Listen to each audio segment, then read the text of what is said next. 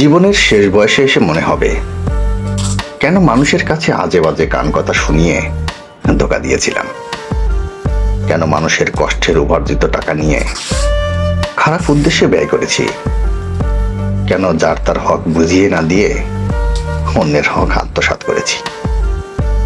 হ্যাঁ, জীবনের শেষ বয়সে এসে মনে হবে কেন মানুষের দুয়ার বদলেতে অভিশাপ নিয়ে ফিরছি। কলমের খোঁচায় কিংবা কুবুদ্ধির খেলায় সত্যকে মিথ্যা আর মিথ্যাকে সত্য বানিয়েছি। কোনো এক সময় মানুষের ভেতরের মনুষ্যত্ব ফিরে আসলে ঠিকই বুঝবে, তখন মনে হবে অনেক ভুল করেছি। হালালভাবে উপার্জন করে ডাল ভাত খাওয়ার মাঝে যে তৃপ্তি, সেটা আজ না বুঝলেও একদিন ঠিকই বুঝবে।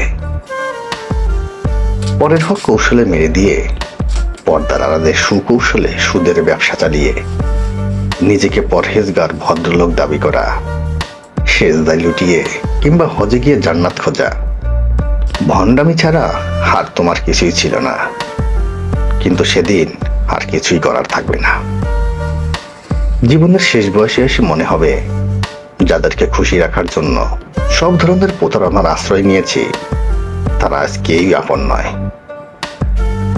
তখন হয়তো ছুটো ছেড়ে দিতে চাইবেন তাদের কাছে, যাদের হক নষ্ট করে আলামায়